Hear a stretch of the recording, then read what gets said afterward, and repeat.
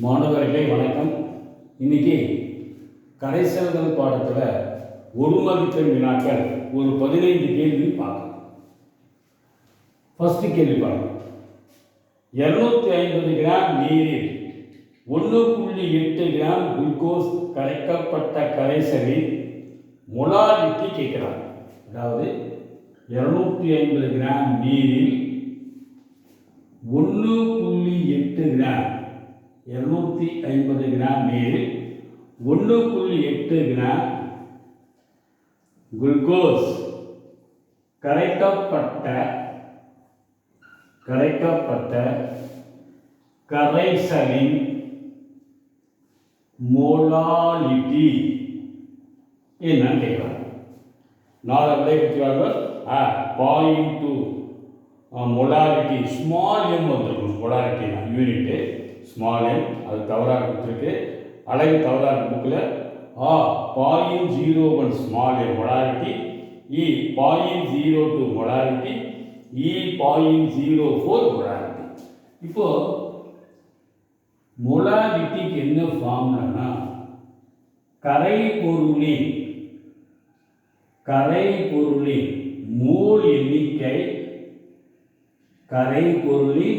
Mole எண்ணிக்கை, மோல்களின் எண்ணிக்கை by கரைப்பானின் நிறை கிலோகிராம். சொல்ல கரைப்பொருளின் மோல்களின் எண்ணிக்கை பை கரைப்பானின் நிறை கிலோகிராம். இப்போ கரைப்பொருளின் மோல்களின் எண்ணிக்கை எப்படி கண்டுபிடிக்கணும்னா கரைப்பொருளின் எடையை மூலக்கூறு எடையாக வகுக்கணும். கரைப்பானின் நிறை W1, அது கிராமில் இருந்தால் நீங்கள் கிலோகிராமில் மாற்றணும். அதை என்ன பண்ணணும்? கிலோகிராம். சொல்லு. இப்போ கரைப்பொருளின் எடை எவ்வளவு? 1.8. கரைப்பொருளின் மூலக்கூறு எடை குளுக்கோஸ் ஃபார்முலா தெரியுமா? C6H12O6. இதோட மூலக்கூறு எடை பார்த்தீங்கன்னா 12.72. ஹைட்ரஜனுக்கு அணு எடை 1, ஒரு 12. ஆக்சிஜனுக்கு அணு எடை 12. ஓகே, 6 ஆக்சிஜனுக்கு 14 இல்லையா? 14. ஓகே, அப்போ 22 + 12 + 6 36 96 இதெல்லாம் கூட்டினா இன்னும் வரும் 180 வரும். கரைப்பானின் எடை கிராமில் 250. இது 1000ஆல் வகுக்கணும், கிலோகிராம் மாற்றணும். ஓகே, இப்போ இது அடிக்கலாமா? 1/100 வரும். டிவைடட் பை இது அடிச்சுன்னா 1/4. இந்த 4 மேலே போயிடுது. But 0.04 molarity. 0.04 மொலாரிட்டி விடை 4வது ஆப்ஷன் E தான். 2வது கேள்வி நல்லா பாருங்க. செகண்ட் கொஸ்டின்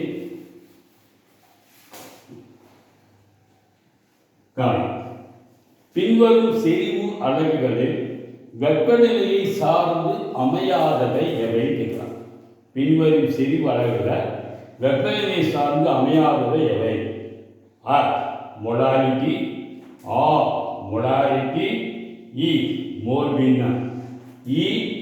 அதாவது மொலாரிட்டியும் மோல் பின்னமும். வெப்பநிலையை சார்ந்து அமையாதது 4வது ஆப்ஷன் தான். அதாவது என்ன? மொலாரிட்டியும் மோல் பின்னமும். மோல் பின்னம் இதான் வெப்பநிலையை சார்ந்து அமையாது. ஆனால் மொலாரிட்டி வெப்பநிலையை சார்ந்து அமையும். இப்போ மொலாரிட்டிக்கு என்ன ஃபார்முலா? கரைபொருளின் மோல்களின் எண்ணிக்கை பை கரைப்பானின் பருமன் லிட்டரில். இப்போ வெப்பநிலையை நீங்கள் அதிக இருக்கும் போது என்ன ஆகிடும்னா பருமன் மாற வாய்ப்பு இருக்குது. சரியா? அதனால் மாறிடும். அதனால தான் வெப்பநிலையை சார்ந்து அமையாதது அப்படின்னு பார்த்தீங்கன்னா மொலாரிட்டியும் மோல் பின்னமும் வெப்பநிலையை சார்ந்து அமையாது. ஆனால் மொலாரிட்டி என்ன சொன்னேன்? கரைபொருளின் மோல் எண்ணிக்கை டிவைடட் பை கரைப்பானின் பருமன் லிட்டரில். வெப்பநிலையை பொறுத்து பருமன் மாறும். அதனால மொலாரிட்டி மாறும். ஓகே, நெக்ஸ்ட் 3வது. வயிற்றில் சுரக்கும் நீர்த்த HCl அமிலத்தை அலுமினியம் ஹைட்ராக்சைடு கொண்டு நடுநிலையாக்க முடியும். அலுமினியம் ஹைட்ராக்சைடு கொண்டு வயிற்றில் சுரக்கும் HCl அமிலத்தை நம்ம நடுநிலையாக்க முடியும். நல்லா கவனிக்கணும். 21 ml, அதாவது V1 கொடுத்துட்டாங்க. 21 ml 0.1 மொலாரிட்டி HCl, அதாவது HCl உடைய மொலாரிட்டி, HCl இன் மொலாரிட்டி வந்து 0.1 அப்படின்னு கொடுத்துட்டாங்க. இதை நடுநிலையாக்க அலுமினியம் ஹைட்ராக்சைடுடைய மொலாரிட்டி எவ்வளவு 0.1 கொடுத்துட்டாங்க. எவ்வளவு கன அளவு தேவைப்படும், அலுமினியம் ஹைட்ராக்சைடு எவ்வளவு கன அளவு தேவைப்படும் புரியுதா ஒரு கேள்வி? வயிற்றில் சுரக்கும் நீர்த்த HCl அமிலத்தை அலுமினியம் ஹைட்ராக்சைடு கொண்டு நடுநிலையாக்க முடியும். இப்போ HCl உடைய கன அளவு 21 ml, HCl உடைய மொலாரிட்டி 0.1. அதை வந்து நடுநிலையாக்குவதற்கு 0.1 மொலாரிட்டி அலுமினியம் ஹைட்ராக்சைடு எத்தனை கன அளவு தேவைப்படும் கேட்குறாங்க. நீங்கள் முதல்ல நார்மாலிட்டியை கண்டுபிடிச்சிக்கலாம். ஒவ்வொன்றுக்கும் மொலாரிட்டியோட நார்மாலிட்டி தான் கண்டுபிடிக்கணும். இப்போ HCl நார்மாலிட்டி என்ன தெரிஞ்சுக்கணும். Normality formula N into molarity. இப்போ N HCl எவ்வளவு இடப்பெயர்ச்சியாகக்கூடிய H+ சைன் இருக்குது, H+ சைன் ஒன்று தான். So 1 into 0.1. ஸோ அதே தான். ஸோ HCl உடைய நார்மாலிட்டின்னு பார்த்தீங்கன்னா சேம் 0.1 தான். ஓகே. இப்போ அலுமினியம் ஹைட்ராக்சைடு பார்த்தீங்கன்னா அலுமினியம் ஹைட்ராக்சைடு அயனியா, அலுமினியம் அயனி 3 OH- அயனியை கொடுக்கும். நல்லா கவனிக்கணும். இப்போ காரத்துக்கு வந்து நீங்கள் எப்படி நார்மாலிட்டி கண்டுபிடிக்கணும்னா N இன்ட்டு மொலாரிட்டி, என்னன்னா எத்தனை OH- அயனிகளை அது உண்டு பண்ணுதோ அதுதான் N. எவ்வளவு 3, மொலாரிட்டி 0.1. அப்போ பாயிண்ட்டு கரெக்டாக ஆன்சர் 0.3 மொலாரிட்டி, சாரி 0.3 நார்மாலிட்டி. இது வந்து அலுமினியம் ஹைட்ராக்சைடின் நார்மாலிட்டி. HCl நார்மாலிட்டி 0.1, அலுமினியம் ஹைட்ராக்சைடுக்கு 0.3 நார்மல். ஓகே. இப்போ கனளவு கேட்கலாம். உங்களுக்கு தெரியும், சம மோலார் கரைசல், சம நார்மல் கரைசல்கள் சம கனளவில் வினைபுரியும். சம நார்மல் கரைசல்கள் சம கனளவில் வினைபுரியும். என்ன formula? V1N1 = V2N2. V1 21, N1 0.1, V2 தான் கண்டுபிடிக்கணும். நார்மாலிட்டி 0.3. சரியா? அப்போ V2 = 21 × 0.1/0.3, that's equal to 2.1/0.3. ரெண்டு பக்கமும் நம்ம 10 பெருக்கிட்டாக்கா 21/3. ஆன்சர் என்ன வரும்? 7. சரியா? விடை வந்து 7 ml. ஆப்ஷன் வந்து பி. 4 ஆப்ஷன் சொல்லிடுறேன். 14 ml, ஆ வந்து 7 ml, இ 21 ml, இவற்றில் ஏதும் இல்லை. ஆன்சர் வந்து பி தான். ஸோ 4வது ஆப்ஷன் தான் சரியான விடை. நாலாவது பி. ஆர் 2வது ஆப்ஷன் செய்யறாங்க. நெக்ஸ்ட் 4வது கேள்வி. 4வது கேள்வி சொல்றது ஒரு நிமிஷம். ஓகே, நல்லது. இப்போ காற்றில் உள்ள நைட்ரசனின் பகுதி அழுத்தம் கொடுத்துட்டாங்க. காற்றில் உள்ள நைட்ரசனின் பகுதி அழுத்தம் 0.76 அட்மாஸ்பியர். 300 கெல்வின் வெப்பநிலையில் அதன் ஹென்றி விகித மதிப்பு, நைட்ரசனுடைய ஹென்றி விகித மதிப்பு, KH தானே, ஹென்றி விகித மதிப்பு நம்ம சொல்லலாம். KH எவ்வளோ மதிப்பு கொடுத்துருக்காங்க? 7.6 × 10⁴ ஹென்றி விகித மதிப்பு. ஒரு நிமிஷம், அந்த 1 அது எப்படி எழுதணும் மட்டும் பாருங்க.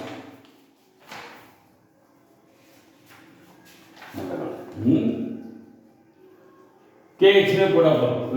KH வந்து அடுத்தது 300 கெல்வின் வெப்பநிலையில் காற்றை நீரின் வழியாக குமிழிகளாக செலுத்தும் போது 300 டிகிரி வெப்பநிலையில் காற்றை குமிழிகளாக நீரில் செலுத்தும் போது கரைசலில் நைட்ரஜன் வாயுவின் மோல் பின்னம் கேட்குறாங்க.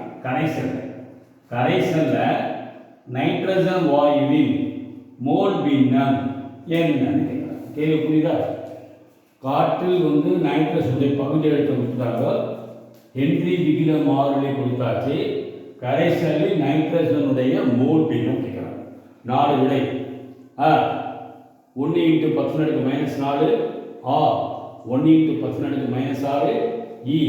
2 × 10⁻⁵, 1 × 10⁻⁵. இது ஹென்றி விதி பிரகாரம். ஹென்றி விதி என்ன சொல்றதுன்னா, ஆவி நிலையில் உள்ள கரைபொருளினுடைய பகுதி அழுத்தம் கரைசலில் உள்ள கரைபொருளின் மோல் பின்னத்திற்கு நேர்வித்திருக்கும். ஆவி நிலையில் உள்ள கரைபொருளின் பகுதி அழுத்தம் கரைசலில் உள்ள கரைபொருளின் மோல் பின்னத்திற்கு நேர்விடும். அப்போ நைட்ரஜனுடைய பகுதி அழுத்தம் கரைசலில் உள்ள நீரில் உள்ள நைட்ரஜனுடைய மோல் பின்னத்திற்கு நேர்விகிதம், அதாவது ஈக்குவல் டு KH, ஹென்றி மாறிலி அப்படின்னு சொல்றோம். இப்போ நமக்கு என்ன தேவை? எதை கேட்குறாங்க? X(N2) கேட்குறாங்க. ஸோ நைட்ரஜனின் பகுதி அழுத்தம் பை KH. நைட்ரஜனின் பகுதி அழுத்தம் 0.7 atmosphere divided by KH Henry விகித மாறிலி 7.6 × 10⁴.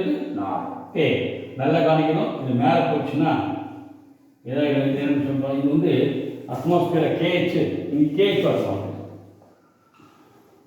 அப்போ இது 2 கேன்சல் ஆகிடும். இது மேலே போச்சுன்னா 10⁻⁴. இதை அடிச்சுன்னா பாருங்க, நீங்கள் 1/10 வருமா? கரெக்டாக 1/10. அதான் ஒன்றும் இல்லை. இது 10ஆல் பெருக்கினா 7.6, இதை 10ஆல் பெருக்கினா 76, கரெக்டாக 19. ஸோ 1/10 மேலே போச்சுன்னா 1 × 10⁻⁵. So option E. Next girl. So முக்கியமான கொஸ்டின் 5வது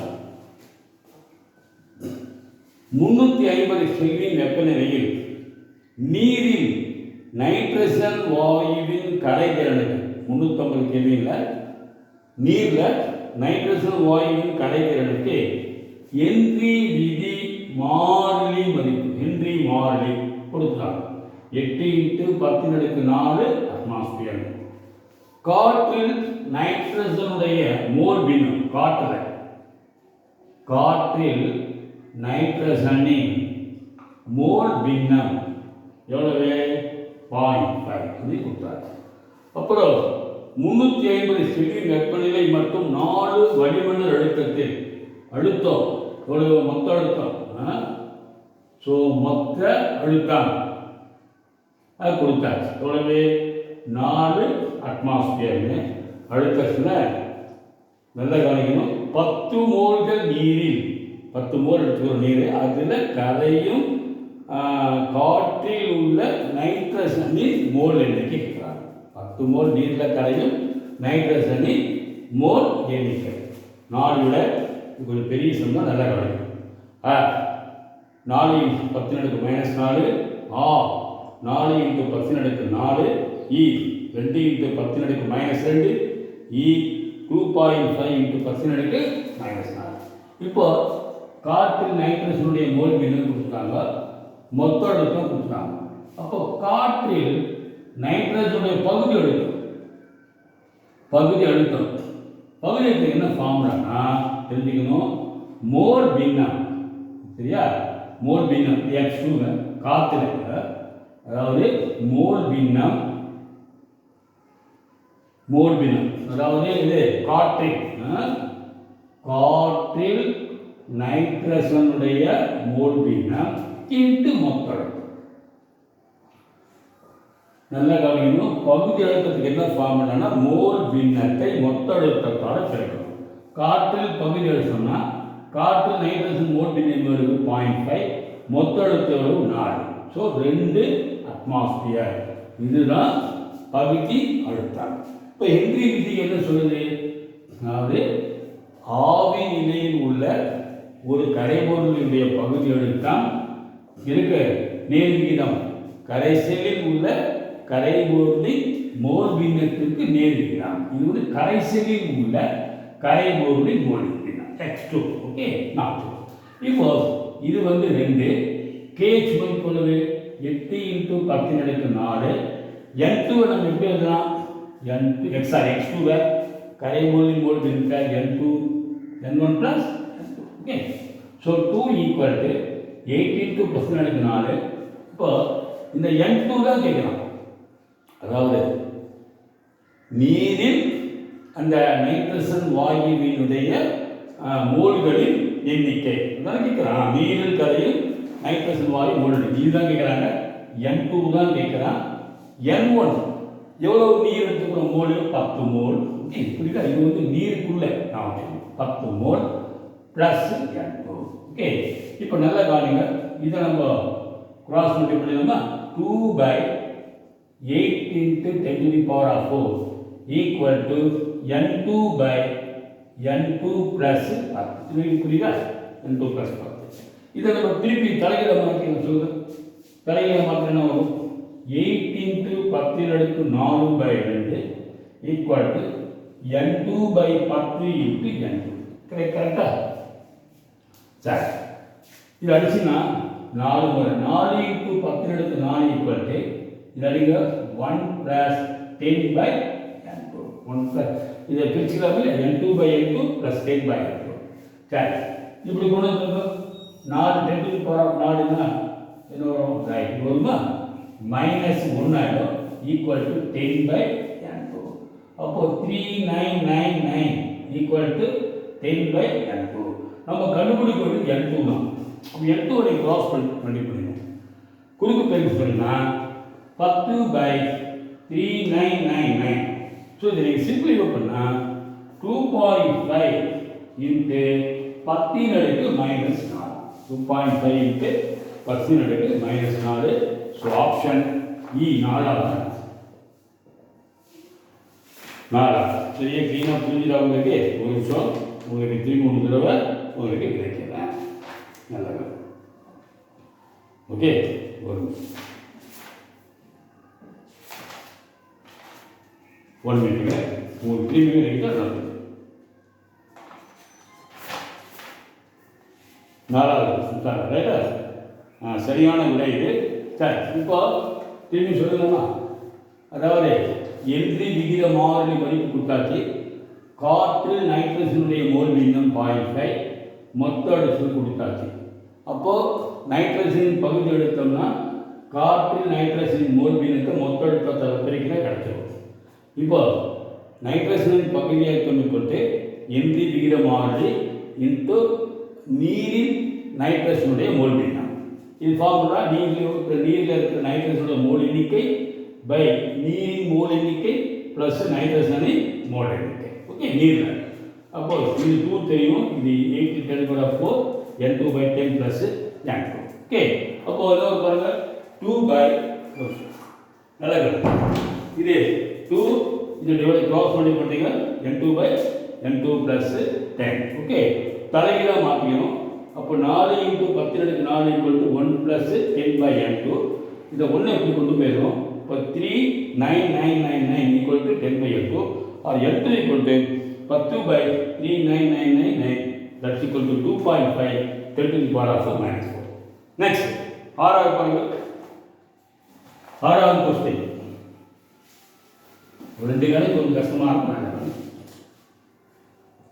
நல்லியல்பு கரைசலுக்கு பின்வருவனவற்றுள் எந்த ஒன்று தவறானது?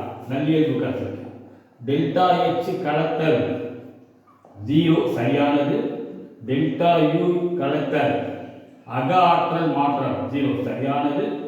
ΔP P கண்டறியப்பட்டது மைனஸ் P ரவுலட் விதி மூலம் கணக்கிடப்பட்டது. அதாவது ரவுலட் விதி மூலம் கண்டுபிடிக்கப்பட்டதுக்கும் கண்டறியப்பட்ட அழுத்தத்துக்கும் உள்ள வேறுபாடு 0. என்ன கண்டறியப்பட்ட கணக்கிடப்பட்டது கண்டறியப்பட்டது மைனஸ் பி ரவுலட் வீதம் மூலம் கணக்கிடப்பட்டது 0. இதுவும் சரியானது. 4வது டெல்டா எஸ் கடத்தல் 0. இது தவறானது. ஏன்னா இப்போ நீங்கள் 2 திரவத்தை கலக்கும் போது நல்லா கவனிக்கணும். டெல்டா ஜி என்ன ஆகுனாக்கா என்ட்ரோபி மாற்றம் ஏற்படும். ஸோ டெல்டா எஸ் கடத்தல் இது நாட் ஈக்குவல் டு 0. ஸோ கடத்தலில் மாற்றம் ஏற்படும். டெல்டா எஸ்ல மாறிச்சுன்னா டெல்டா ஜியும் மாறும். டெல்டா ஜிக்கு என்ன formula? Delta S minus P delta S. அப்போ இது மாறதுனால டெல்டா ஜியும் நாட் ஈக்குவல் டு 0. நெக்ஸ்ட் ஏழாவது கேள்வி. பின்வரும் வாயுக்களில் எந்த ஒன்று மிக குறைந்த என்ட்ரி வீதி மாறிலி மதிப்பை பெற்றுள்ளது? Nitrogen, helium, carbon di oxide, H2. Carbon di oxide அதிக நிலைப்புத்தன்மையுடைய வாயு. சரியா? அதனால இது குறைந்த என்ட்ரி விதி மாறிலி மதிப்பை பெற்றுள்ளது. So cancer CO. 8வது பாருங்க, நல்ல கொஸ்டின். ஒரு இருகூறு நல்லியல்பு கரைசல், 2 திரவம் இருக்கிற நல்லியல்பு கரைசல தூய திரவ கூறுகள் 1 மற்றும் 2 ஆவி அழுத்தங்கள் கொடுத்துட்டான். தூய திரவ கூறுகளுடைய ஆவி அழுத்தம் P1 P2. அதே போல X1 என்பது கூறு 1 மோல் பின்னம், X2 என்பது கூறு 2 மோல் பின்னம். அப்படின்னா மொத்த அழுத்தம் கேட்கலாம். ஸோ நல்ல கொஸ்டின் இது. இன்னும் சொல்லாமா, ஒரு இருகூறு நல்லியல்பு கரைசல்ல தூய திரவக்கூறுகள் 1 மற்றும் 2 என்ன கொடுத்துருக்காங்க? தூய திரவக்கூறுகள் ஆவி அழுத்தம் கொடுத்தாங்க P1 மற்றும் P2. அதே போல அந்த திரவக்கூறுகளுடைய மோல் பின்னம் கொடுத்துட்டான் X1 X2. மொத்த அழுத்தம் கேட்கலாம். நல்ல காரணம். இப்போ மொத்த அழுத்தம் ஈக்குவாலிட்டி முதல் கூறுவின். ஸோ புத்தகத்தோட சரியாக கொடுக்கல இந்த கேள்வி பார்க்கலாம். விடை கொஞ்சம் குழப்பமாக இருக்கும். இந்த மாதிரி தான் சொல்லணும். மொத்த அழுத்தம் ஈக்குவல் முதல் கூறுவினுடைய அழுத்தம் பகுதி அழுத்தம் பிளஸ் இரண்டாம் கூறுவின் பகுதி அழுத்தம்.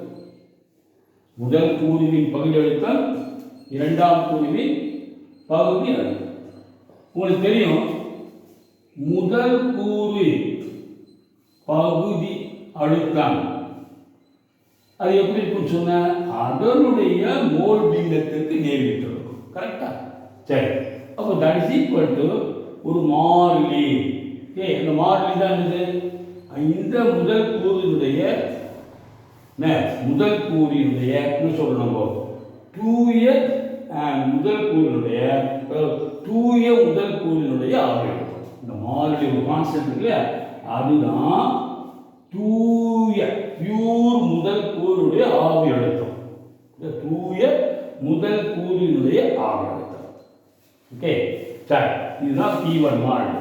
இதே போல சொல்லுங்க, இரண்டாம் கூறினுடைய பகுதி அழுத்தம், அதனுடைய மோல் பின்னத்திற்கு நேர்விட்டு இருக்கும். தட் இஸ் ஈக்குவல் டு இரண்டாவது கூறினுடைய தூய இரண்டாவது கூறினுடைய ஆவி அழுத்தம். இதான் மாறிலி இல்லையா? Into X2. சரியா? ஈக்குவல் டு இப்போ மொத்த அழுத்தம் பாருங்க என்ன வரும்? P1 X1 plus P2 X2. இப்போ நல்லா கவனிக்கணும். இந்த X1 1 மைனஸ் X1 எழுதலாமா? எந்த ஒரு கரைசலுக்கும் X1 X2 1. கரைபொருளின் மோல் பின்னம் பிளஸ் கரைப்பானின் மோல் பின்னம் கூட்டினா 1. அப்போ இது 1 மைனஸ் X1 எழுதலாம் பிளஸ் P2 X2. ஓகே, அப்போ நல்லா கவனிக்கணும். ஸோ இது P1 இப்போ X2 மட்டும் காமனாக எடுத்து பார்த்தீங்கன்னா இது P1 ஆச்சா, இது P1 X2, இது P2 X2. So P1 minus X2 common எடுத்துனா P1 மைனஸ் P2. P1 எனக்கு ப்ளஸ் இருக்கிறதுனால இங்கே மைனஸ் P2. இதுக்கு விடை சரியான விடை தான். இந்த கொஷின் நல்லா பார்க்கணும். 8வது ஆன்சர். 9வது சொன்னாங்க கரைசலின் சவுடு பொருள் அழுத்தத்தை தரும் சமன்பாடு. என்ன ஃபார்முலா? சவுடு பொருள் 4 சமன்பாடு இருக்கிறாங்க. எது சரியான பார்க்கலாமா? அதாவது ஒன்று வந்து by equal NRT, P by P equal NRT, C by RT equal N. ஏது இல்லை. உங்களுக்கு சவுடு பார்த்தீங்கன்னா formula by equal to CRT. So by equal to சிக்கு என்ன formula? N by V, number of moles, மோல்கள் எண்ணிக்கை பை கனஅளவு ஆர்டி. அப்போ by V equal to NRT. இதுதான் சரியான விடை, ஆப்ஷன் ஆ. 9வது. 10வது இது ஏற்கனவே சொல்லிருக்கோம். பின்வரும் இருகூறு திரவ கலவையில் எது ரவுலட் விதியிலிருந்து நேர்குறி விளக்கத்தை காட்டுகிறது? நேற்று சொல்லிட்டேன், ஏற்கனவே பார்ப்போம். நேர்குறி விளக்கம்னா கரைப்பொருளுக்கும் கரைப்பானுக்கும் கவர்ச்சி விசை குறைவாகும். அப்போது என்ன ஆகிடும்னாக்கா அந்த கூறுகள் வெளியேறுவது எளிதில் நிகழும், ஆவி அழுத்தம் அதிகரிக்கும். புரியுதா? கரைப்பானுக்கும் கரைப்பொருளுக்கும் கவர்ச்சி விசை குறைவாக இருக்கும். 4 ஆப்ஷன் இருக்கிறாங்க.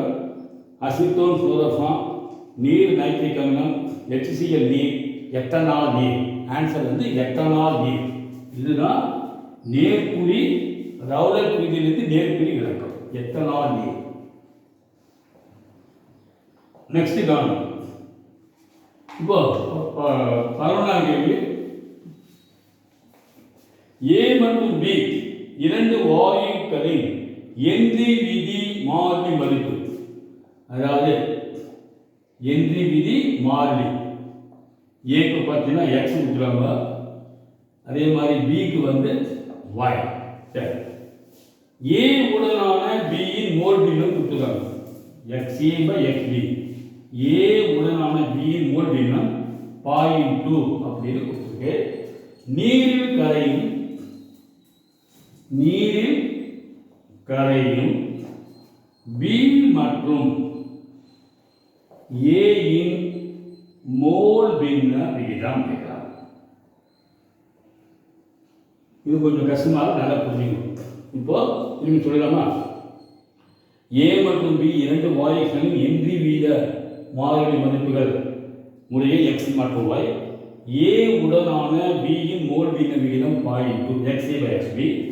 அப்படின்னா நீரில் கரையும் பி மற்றும் ஏயின் மோல் பின்னம், அதாவது XB XA மோல். இது நீர் இல்லையா? இப்போ என்ன ஃபார்முலா உங்களுக்கு தெரியும் சொல்லுங்க. இப்போ பகுதி அழுத்தம், இப்போ ஏவினுடைய பகுதி அழுத்தம் வச்சுக்கோ, என்ன வரும் உங்களுக்கு? என்ட்ரி விகித மாறிலி இன்ட்டு நீரில், அந்த ஏ வந்து நீரில் இருக்கிற ஏவினுடைய மோல் பின்னம். ஓகே, நீரில் இருக்கிற ஏவினுடைய மோல் பின்னம் அது XA. இது நீரில். அதே போல் பிவி சொல்லுங்க, பியினுடைய பகுதி எடுத்தோம்னா என்ட்ரி விகித மாறிலி, பியினுடைய என்ட்ரி விகித மாறிலி இன்ட்டு நீரில் பியினுடைய மோல் பின்னம் நீரில். ஓகே, நல்லா கவனிக்கணும். இப்போ அவன் என்ன கேட்குறான்னா, இது 1ன்னு வச்சுக்கலாம், இது 2ன்னு வச்சுக்கலாம்.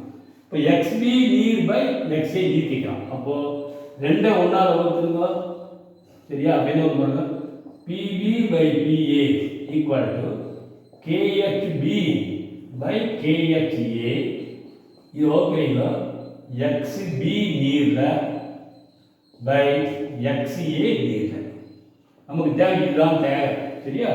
அப்போ XB நீர் பை XA நீரில் ஈக்குவல் டு, இது மேலே போடுது, கிராஸ் பண்ணி போடுவோம், PB by PA into KHA by KHB.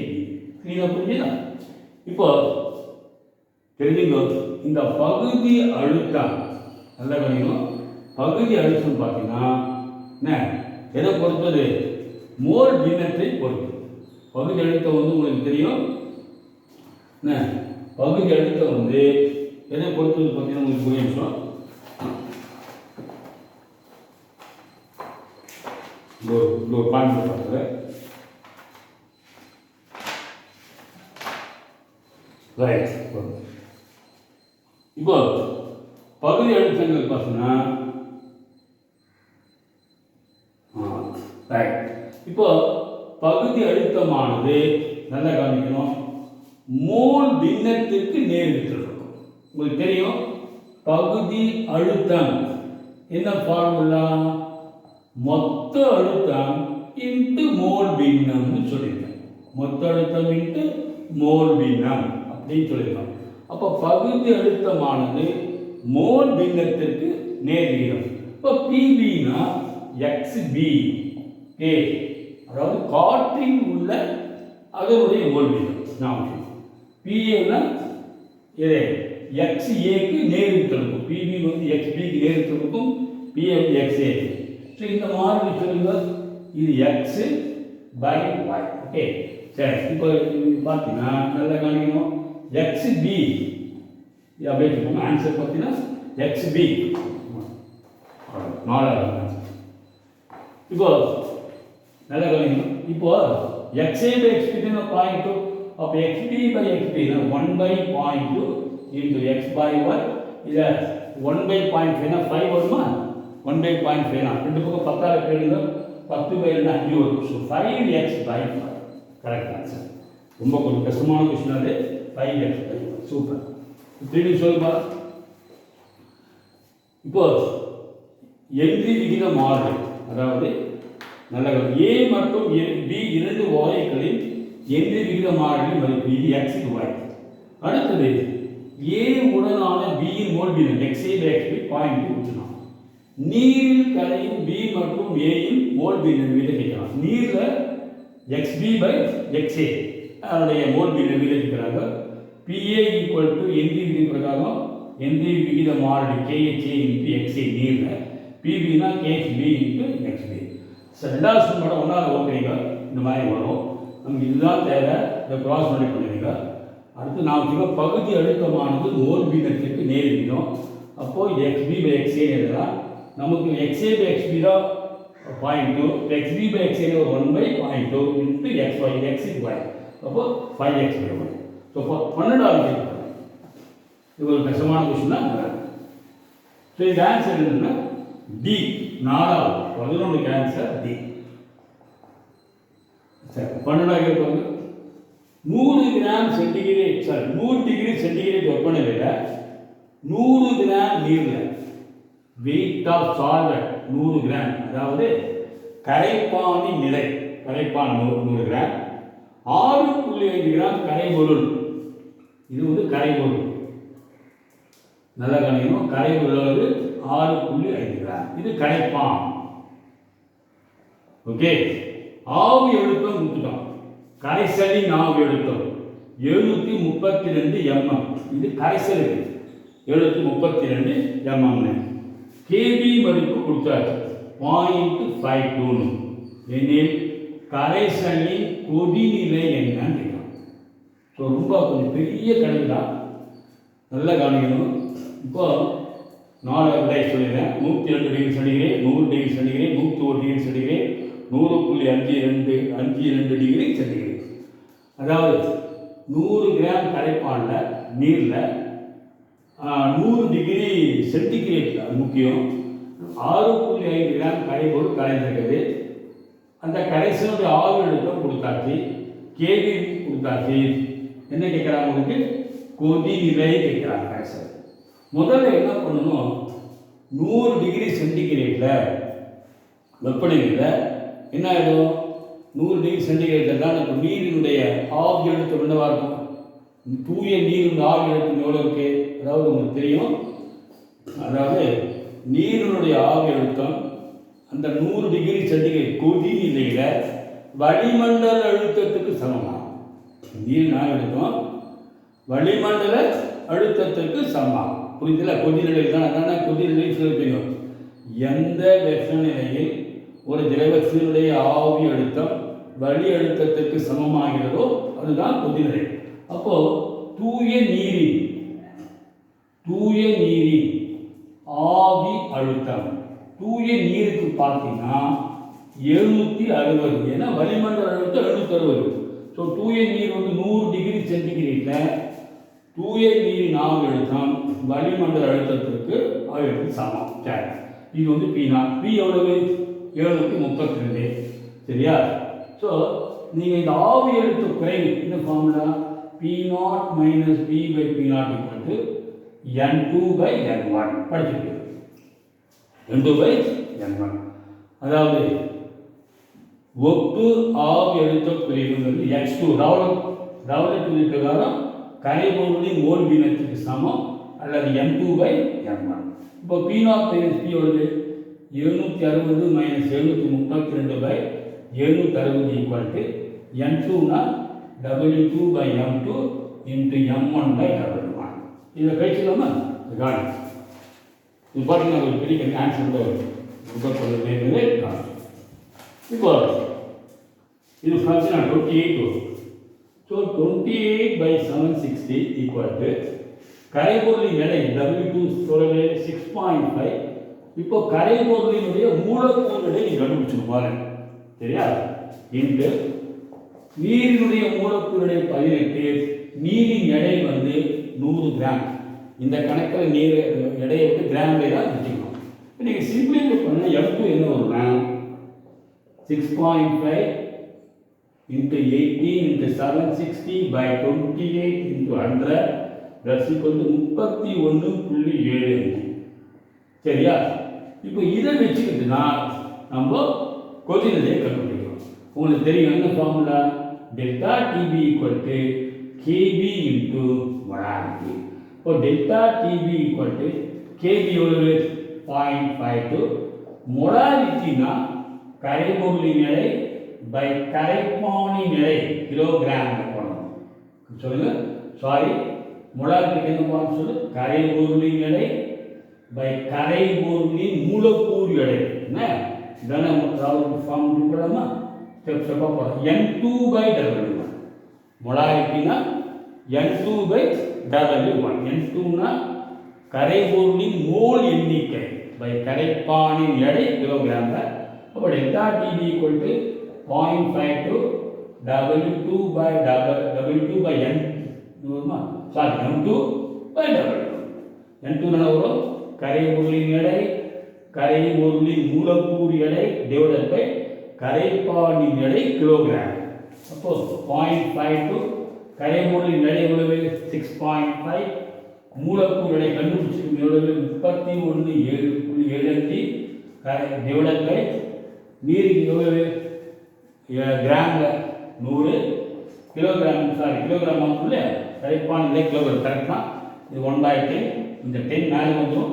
So 0.52 into 6.5 by 31.75 into 10. நீங்கள் சிம்பிளிஃபை பண்ணால் கரெக்ட். நல்லா செக் பண்ணி கரெக்ட். சிம்பிளிஃபை பண்ணால் 1.0645. இது வந்து கொதிநிலை உயர்வு. ஸோ இவ்வளவு உயர்வு. அப்போது நல்லா கவனிக்கணும்.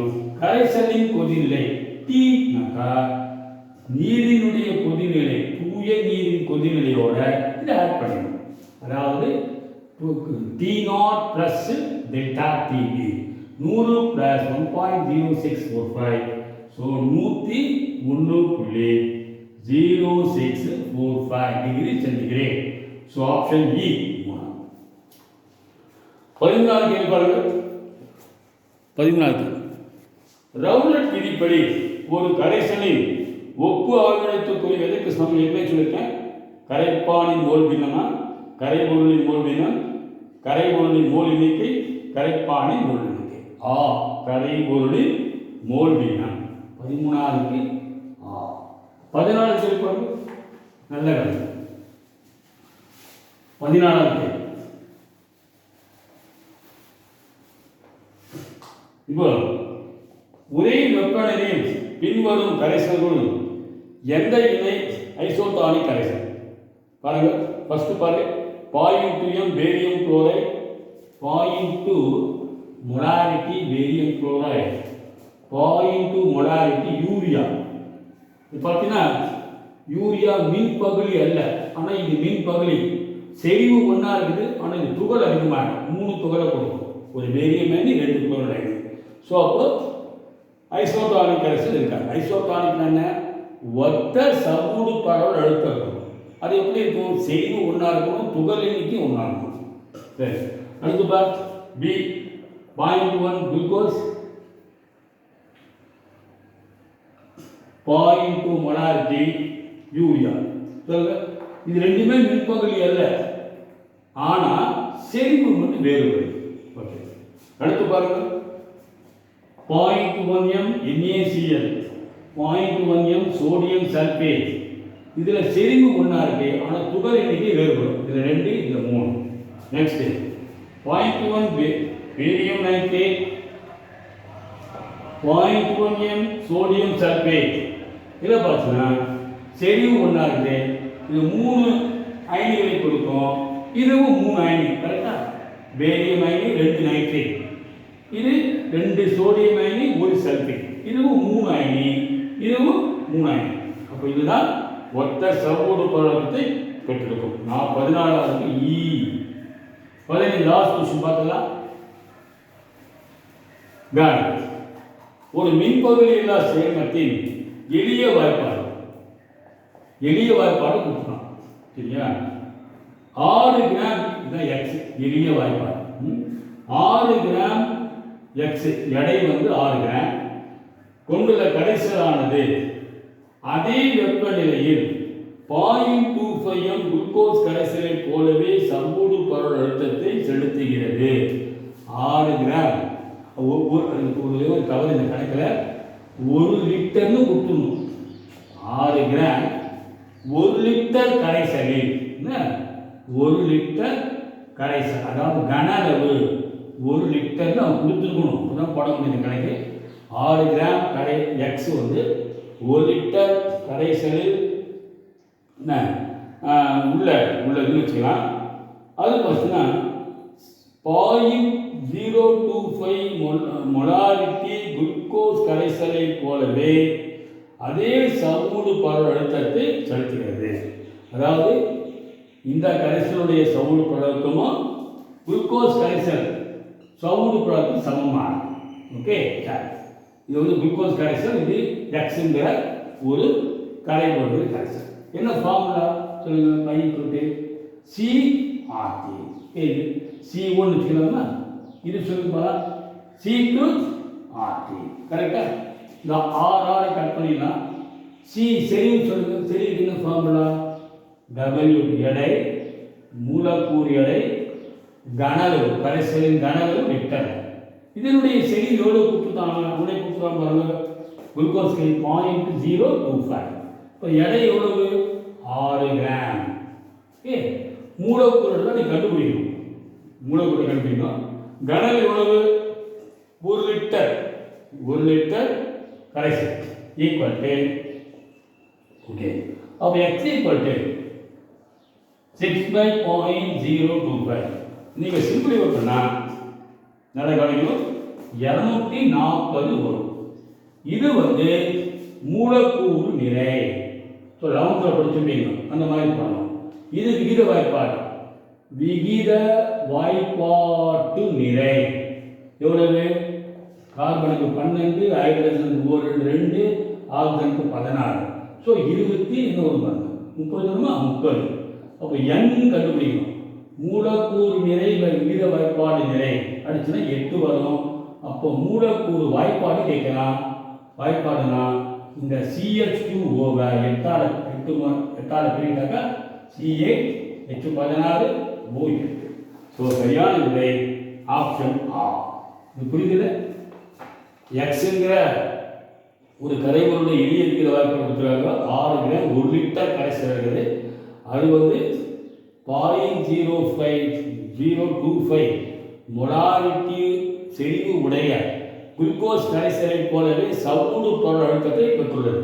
அப்போது இது π1 π2 வச்சுக்கலாம். இது குளுக்கோஸ் கரைசல் செறிவு 0.25. RT கேன்சல் பண்ணிடலாம். இதனுடைய செறிவு எவ்வளோ? எடை, மூலக்கூறு எடையில கண்டுபிடிக்கணும். கனளவு 1 லிட்டர்.